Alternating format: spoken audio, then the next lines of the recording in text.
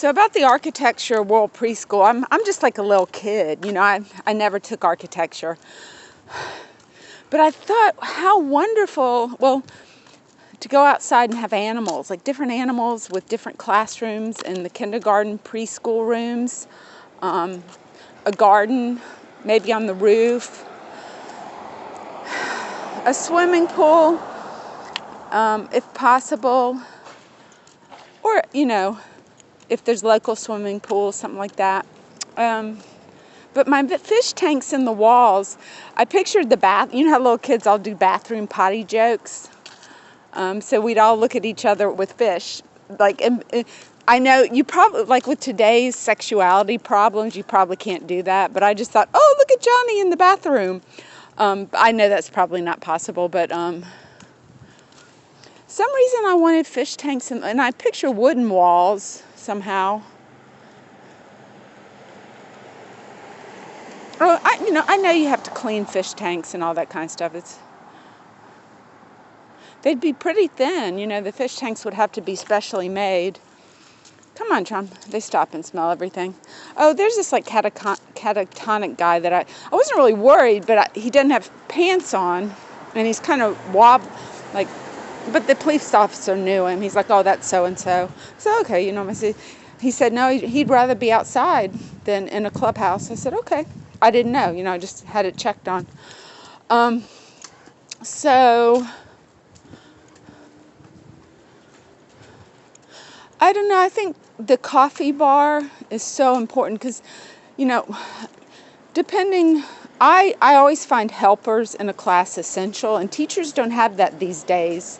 First off, they don't get paid enough. That's why if I have a lot of money and my daughter's a college professor, I don't feel bad giving her money. And I'm like, you know, if you were a pro football player, you'd be getting $4 or $5 million a year.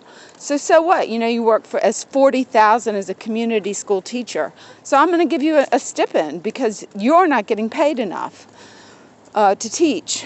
And so I don't call it spoiling. I just call it adding to her salary for what she's really worth. It's just so bizarrely upside down, the people we reward financially, and they don't even know where to go for education a lot of times. They have no idea. It's like it's a whole Plato's cave of sport. Not that sports aren't important, I'm not saying that, but we need to more equalize it with education, with people that pursue academia in some cases, or as Buddha got out of the fence or over the wall. I compare that to my learning about the things that I've had to learn that maybe I didn't want to learn, but that were kind of, I always try to look at them as God-given or metaphysically given to me, and a lot of times I treat it as a game, like, oh, haha, I get to play this game now, the homeless game. And a lot of times I talk about my dad. I'll say, oh, well, he's just testing me, even though he's just insane. My dad has problems. I mean, he did go to William and Mary, and sometimes he comes across as very literate and well-spoken. Other times he comes across as so totally crazy. And I know he suffers bipolar. But like right now, I don't have a car, and it's teaching me a lot. It really is. Self-sufficiency, relying on the bus, feeling good about my self-esteem despite being very poor, not having that weigh against me, going through patriarchy, a family that they honor the men that make success in the field of business and politics, and not really valuing a woman intellect. Now, my dad valued Diana's intellect. She's a French teacher.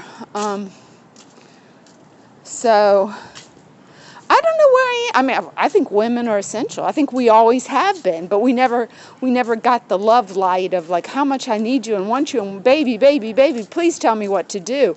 I need an opinion of a lady. I think that's always gone on, and I think for me, Queen Elizabeth, I look at her even now, some of her decisions, I'm like, you are very prudent. And not that she's perfect but for the situation she comes from, I do appreciate her keeping her post by raising awareness of causes.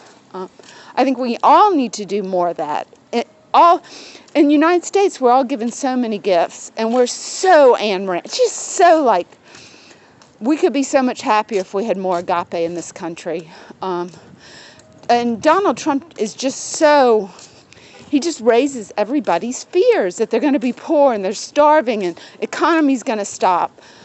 I don't see it that way. I see him as playing on people's mental illness, making money, and he doesn't care. He has no ethics on how he makes money as long as he makes it.